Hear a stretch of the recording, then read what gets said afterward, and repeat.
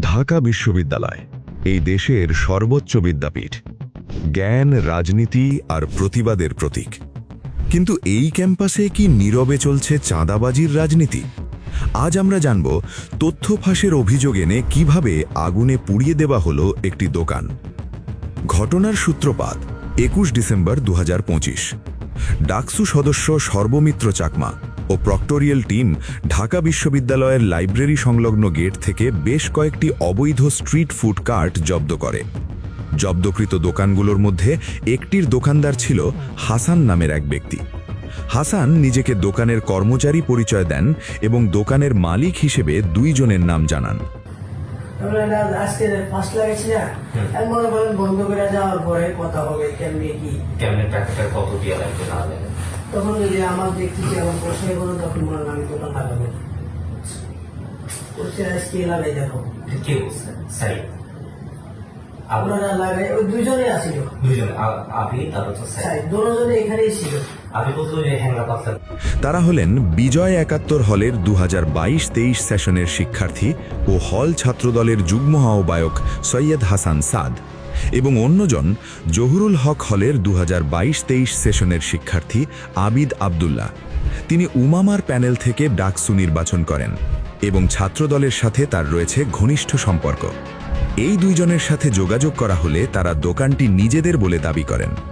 অল্প সময়ের মধ্যেই আবিদ আবদুল্লাহ ডাকসু কার্যালয়ে উপস্থিত হন বিষয়টির সমাধানের উদ্দেশ্যে। তবে এর মধ্যে দোকানদার হাসান ডাকসু প্রতিনিধির কাছে স্বীকার করেন সেদিনই তিনি আবিদ আবদুল্লাহ ও সৈয়দ হাসান সাদের আশ্রয়ে এই দোকানটি বসিয়েছেন।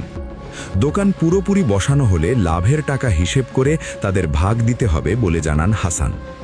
হাসানের ভাই ইমরান এই দোকানসহ আরও কয়েকটি দোকানের মূল মালিক। ছাত্রদল নেতা সাদের আশ্রয়ে তিনি এসব দোকান বসান। আমার সাথে কত হয়েছে 4-5 দিন হেরা চালান টালান দিয়ে ব্যবসা করবো, হেরা ব্যবসাটা কইরা যদি দোকানটা ঠিক হয় তখন আমারে বুঝাই দিব, কারণ হেদের পক্ষে দোকান করা সম্ভব না। একটা লোক হেরা জীবনের দোকানে 2-3 ঘন্টা খাড়াই থাকার মতো লোক নেই, সেটা যেটা যার হেদের হচ্ছে পড়াশোনা, হেদের হচ্ছে ওইটা। এরা দোকানের ভিতরে একটা জায়গায় 3 ঘন্টা খাড়াই থাকে, জীবনও থাকবে না। হেরা চাইতেছে যে আপনার 4-5 দিন ধরেন 4-5 দিন হেরা করে কোন রকম দোকানটা গুজগাছ করে দিয়ে মানে যাতে আমরা না উঠাই, সবকিছু করার পরে লাগলে আমার যে তখন তো একটা যে কোনো কথা বইলেই দিব, মাগনা দিবে না, তখন তো 500-1000 তো নিবে। আমার 1 টাকা না, তখন তো নিবে। কিন্তু কত হচ্ছে এটা, কিন্তু এই ফার্স্ট টাইম আপনি যারাই জিজ্ঞান, আমি আমার জীবনে এই কাজটা কেন করছি জানেন? আমি আপনার খোলাখালি বলি, দোকান করে রুবেলের চাস্তো ভাই, দোকান আর একটা দোকান বসা দিয়েছি রুবেল রাব্বিরে দিয়া, সম্ভবত আমি যেটুকু শুনছি, আমি কোনদিন কেউ বলতে পরে। কিন্তু যখন একটা রাত্রে 15 মানুষ সামনে সবাই সামনে আমাকে অপমানি করছি, আমাকে আর কয়েকজন দিয়ে দোকান নিয়ে, আমি এখানে দৌড়াতো না, শুয়াতো না, আপনারা দুজন স্বাস্থ্য ছাড়তো ভাই, ঝামেলা কেন আমি গাড়ি গেলে শুনুন। পরে এই জিদ্দে হেরা যখন কইছে পরে আমি রাজি হয়েছি, আমি ঠিক আছে আমার গাড়ির উপরে এসে লোক।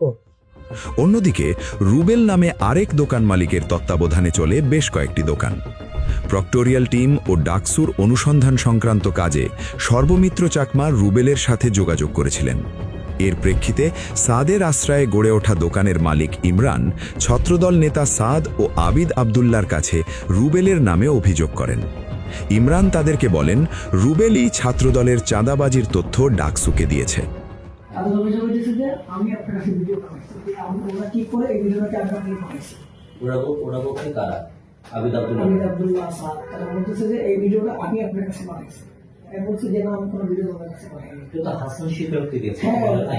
আপনার সাথে কালকে দেখা করছে ওরা?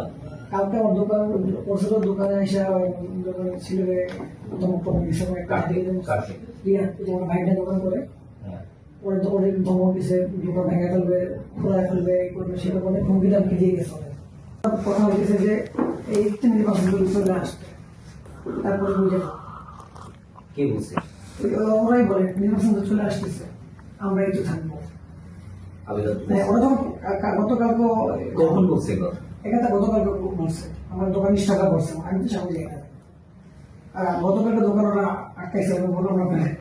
আর ইমরানের এই উস্কানিতে ক্ষুব্ধ হয়ে ছাত্রদল নেতা সাদ ও তার সঙ্গী আবিদ আবদুল্লাহ সহ তাদের ছেলেপেলেরা রুবেলের দোকানে হামলা করে।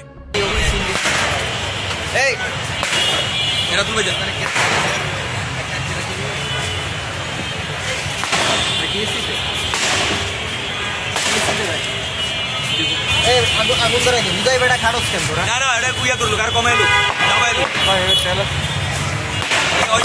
তেল দিয়ে তো হয় দিলে একদম ভিক্টোরিয়ার টিমের চাকরিটা তোরই দিব এ মানুষ মানুষ এই দাঁড়া ঠিক আছে হইছে রাখ হ্যাঁ ওই জন্য টাকা ওই জন্য টাকা মার পুরে এলো আরে চাকটা ধলাই দিলেই হয়ে যাবে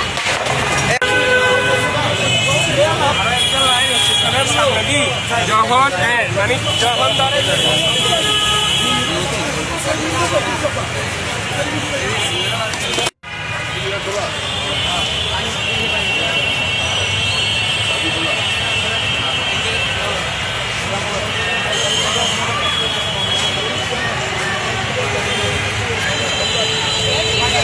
ঢাকা বিশ্ববিদ্যালয়ের টিএসসি এলাকায় রুবেলের দোকানে আগুনও দেওয়া হয়।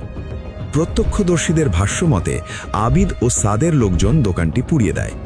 দোকান পুড়িয়ে দেওয়ার সময় তাদেরকে একটি ফোনে কথা বলতে দেখা যায়। ফোন কলে অপর পাশ থেকে বলা হয়, পুড়িয়ে দাও।